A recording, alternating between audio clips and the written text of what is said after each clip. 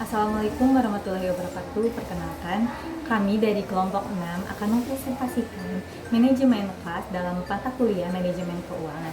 Nah, dalam kelompok kami terdapat 5 orang, yaitu yang pertama sebagai pemateri 1 ada Alifia Intan Hoirunisa, lalu yang kedua ada Muhammad Fahri Farhanul Hakim, lalu yang ketiga ada Ica Herawati, dan yang keempat saya sendiri yaitu Alfi Indriani, lalu yang kelima ada Nisa Siti Hasanah. Nah, langsung saja kepada Alifia Intan Hoirunisa dipersilakan sebagai pemateri 1 untuk menjelaskan mengenai pengertian kas dan diteruskan atau dilanjutkan oleh pemateri-pemateri selanjutnya.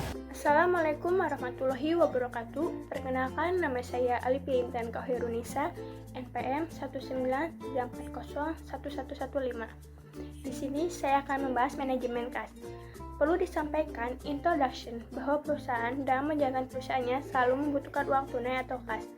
Untuk pengertian kas merupakan nilai uang kontan yang ada dalam perusahaan beserta pos-pos lain yang dalam waktu dekat dapat diuangkan sebagai alat pembayaran kebutuhan finansial, yang tentunya memiliki sifat paling tinggi likuiditasnya. Dalam hal ini, kas ada dalam neraca, yaitu dalam aktiva lancar atau memang bagian dari modal kerja, dan biasanya dikaitkan dengan kas ini nilai uang kontan yang ada dalam perusahaan beserta pos-pos lain yang tentunya yang dapat dicairkan sewaktu-waktu, misalnya efek. Kemudian selanjutnya, kas ini meliputi uang tunai baik secara uang kertas ataupun uang logam, baik yang ada di tangan perusahaan itu sendiri ataupun ada di bank, baik dalam bentuk tabungan ataupun giro dan kas bond dan lain-lain. Selanjutnya, motif memiliki kas menurut GMK. Yang pertama, motif transaksi, yaitu kas diperlukan untuk memenuhi kebutuhan transaksi seperti membayar upah tenaga kerja, membeli bahan baku, membayar biaya listrik, dan lain-lain sebagainya. Yang kedua, motif berjaga-jaga. Kas diperlukan untuk mengantisipasi atau menghadapi ketidakpastian di masa mendatang. Biasanya untuk pengeluaran yang mendadak atau tiba-tiba muncul dan harus dibayar atau menyulitkan perusahaan apabila tidak memiliki cadangan kas yang cukup, dalam artian pengelolaan kas untuk keperluan yang mendadak biasanya tidak diperkirakan. Yang ketiga, motif spekulasi. Di sini, kebutuhan kas untuk berspekulasi ini dimaksudkan agar perusahaan dapat memanfaatkan kesempatan apabila ada barang yang dapat dibeli secara lebih murah. Berikutnya yaitu membahas manajemen kas tidak memiliki identitas kepemilikan dan sangat liquid sehingga mudah dipindahtangankan.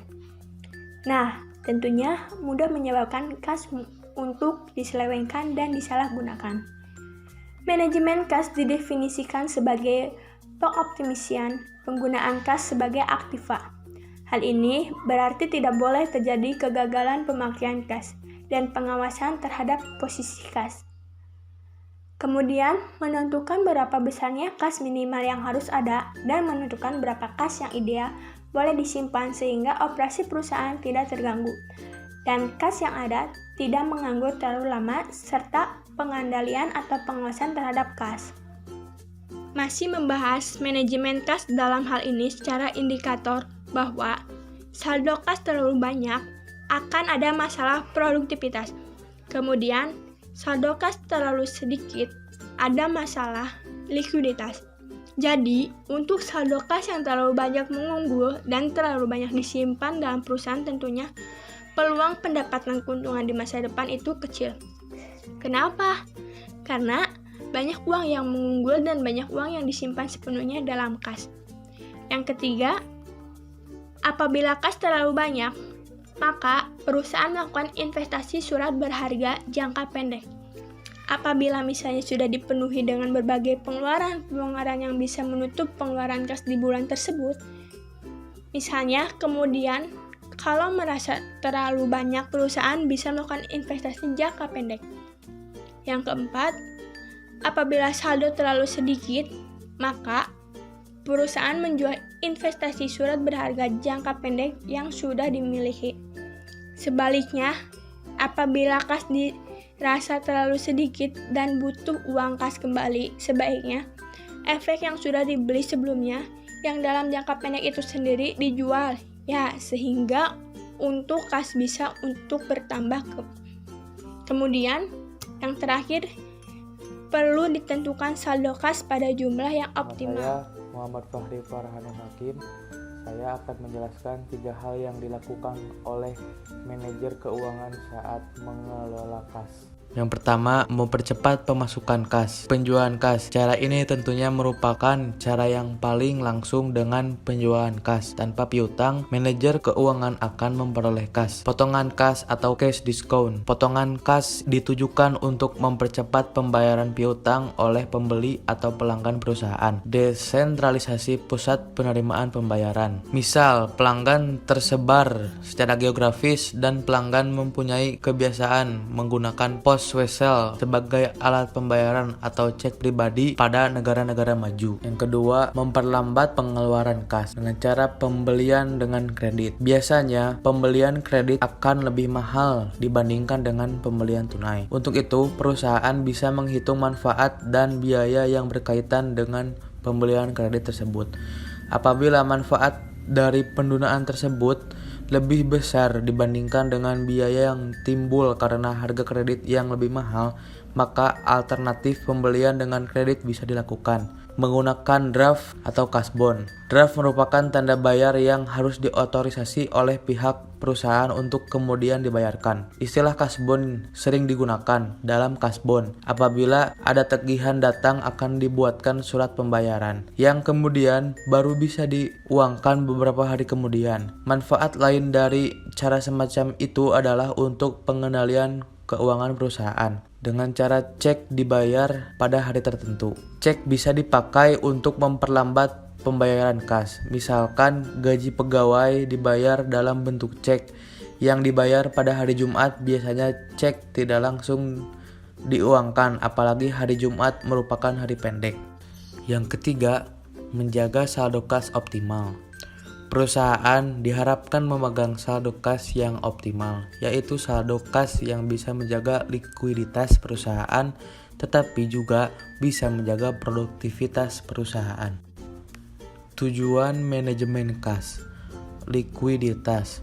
Manajemen harus secara sadar menjaga likuiditas dan jumlah kas yang harus ada dalam perusahaan. Earning. Tiap pengeluaran perusahaan harus diarahkan untuk mendapatkan kemungkinan hasil yang lebih besar dibandingkan dengan kas yang dikeluarkan. Selain itu, manajemen harus menjamin pembayaran dilakukan secara ekonomis. Nama saya Ceherawati. Di sini saya akan menjelaskan tentang perencanaan kas dan safety cash balance. Yang pertama, perencanaan kas atau yang biasa disebut cash forecasting adalah proyeksi penerimaan dan pengeluaran negara pada periode tertentu dalam rangka pelaksanaan anggaran, pendapatan, dan belanja negara. Selanjutnya, safety cash balance merupakan saldo kas minimum yang perlu dimiliki oleh pemerintah untuk melindungi perusahaan dari resiko kesalahan saldo kas. Selanjutnya, saya akan menjelaskan pada slide berikutnya. Selanjutnya, saya akan menjelaskan tentang perencanaan kas. Aspek utama perencanaan kas adalah penyusunan anggaran kas. Anggaran kas dapat diartikan sebagai sebuah alat yang digunakan oleh perusahaan untuk perkiraan arus kas, di mana besaran arus kas yang diperkirakan tersebut akan terjadi pada waktu atau periode tertentu, sehingga ada yang disebut dengan estimasi yang berlaku untuk penentuan arus kas. Penentuan ini bertujuan untuk mengetahui apakah anggaran perusahaan cukup atau tidak. Lalu, agar tujuan tercapai, ada 2 hal yang harus dilakukan. Yang pertama, menentukan sumber penerimaan kas. Yang kedua, menentukan rencana penggunaan kas. Berdasarkan 2 hal tersebut, maka manajemen dapat mengetahui seberapa besar kas yang dibutuhkan atau seberapa besar kas yang menganggur, kemudian dapat ditentukan langkah selanjutnya terhadap kas yang berlebihan atau menganggur. Adapun sumber-sumber kas yaitu yang pertama, hasil penjualan tunai dan penerimaan piutang. Yang kedua, penjualan aset tetap. Yang ketiga, penjualan atau emisi saham atau adanya penambahan modal oleh pemilik. Yang keempat, pengeluaran tanda bukti utang, utang obligasi, utang bank, dan lain-lain. Yang kelima, penerimaan di luar usaha perusahaan.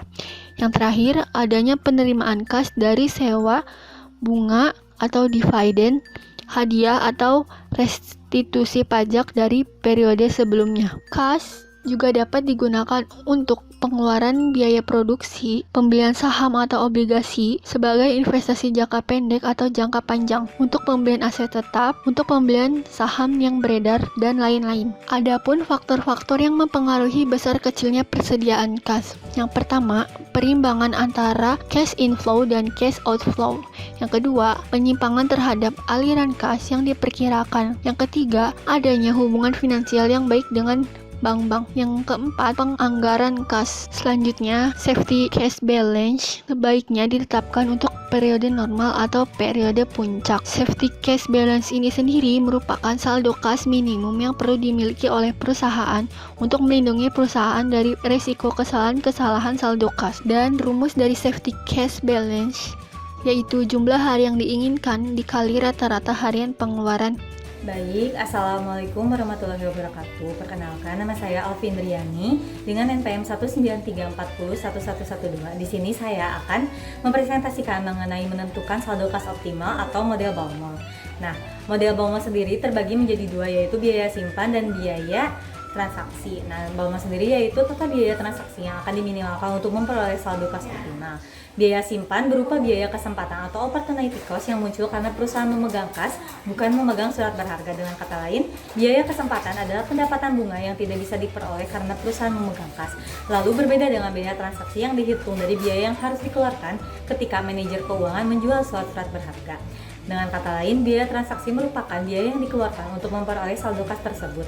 Baik, selanjutnya yaitu perhitungan dari model Baumol tersebut. Nah, memiliki rumus total biaya sama dengan biaya simpan ditambah biaya transaksi, yaitu TC sama dengan C/2 dikali I ditambah T per C dikali F, dengan C sama dengan 2 kali F kali T dibagi I pangkat 1/2, dengan keterangan C yaitu saldo kas optimal, I tingkat bunga, T total kebutuhan kas dalam satu periode, F biaya tetap untuk memperoleh kas atau menjual sekuritas. Nah, berikut adalah contoh soalnya, yaitu kebutuhan kas perusahaan selama 1 bulan yaitu 20 juta rupiah. Perusahaan memperoleh kas dengan menjual surat berharga. Biaya transaksi perolehan kas adalah 10.000, sedangkan tingkat bunga adalah 18 per tahun atau 1,5% per bulan. Dengan saldo kas optimal dapat dihitung sebagai berikut, yaitu C 2 kali 10.000 dikali 20 juta per 0,15 dengan pangkat 1/2, yaitu mendapatkan hasil 5.163.978, sehingga saldo kas yang optimal adalah 5.163.978. Lalu dapat disimpulkan dalam periode 1 bulan perusahaan melakukan pengisian kas sebanyak 20 juta per 5.164 juta atau sama dengan 3,9 kali atau 4 kali, dengan rumus TC sama dengan 5.163.978 dibagi 2 kali 0,15 ditambah 20 juta dibagi 5.163.978,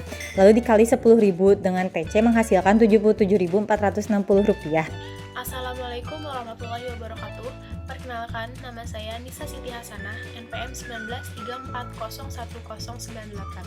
Di sini saya akan melanjutkan materi mengenai manajemen kas yang berjudul model random aliran kas atau model Miller-Orr. Nah, pada model ini perusahaan perlu menentukan batas atas dan batas bawah saldo kas. Apabila saldo kas mencapai batas atas, maka perusahaan perlu merubah sejumlah tertentu kas agar saldo kas kembali ke jumlah yang diinginkan.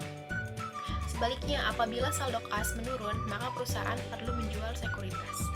Bisa dilihat pada grafik di atas, batas atas dalam gambar tersebut ditunjukkan oleh garis H dan batas bawah oleh titik 0. Nilai Z, H, dan C bisa dihitung dengan formula Z sama dengan 3F sigma kuadrat per 4K pangkat 1/3. H sama dengan 3Z dan C 4Z per 3. Keterangannya, Z adalah saldo kas sasaran, H batas atas, F biaya transaksi tetap surat berharga, sigma kuadrat adalah varians aliran kas bersih harian, K tingkat bunga harian pada surat berharga, dan C rata-rata saldo kas. Nah, bisa dilihat pada grafik tersebut, ketika saldo kas menyentuh batas kendali atas atau H, kas diinvestasikan di tempat lain untuk mencapai target saldo kas Z. Ketika kas menyentuh batas kendali bawah atau L, Investasi dijual untuk memperoleh kas agar mencapai target saldo kas dengan L yang ditetapkan oleh perusahaan. The Miller-Orr model menyelesaikan untuk Z dan H. Bisa dilihat rumusnya, di mana sigma kuadrat adalah varians dari arus kas harian bersih. Masuk ke contoh soal.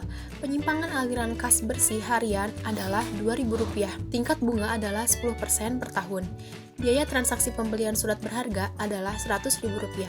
Berapa saldo kas sasaran dan batas atas jika batas bawahnya adalah Rp0? Di sini sudah ada keterangannya. Dan saldo kas ini yaitu Z dan batas atas adalah H. Dan jumlah rata-rata saldo kas adalah Rp137.420.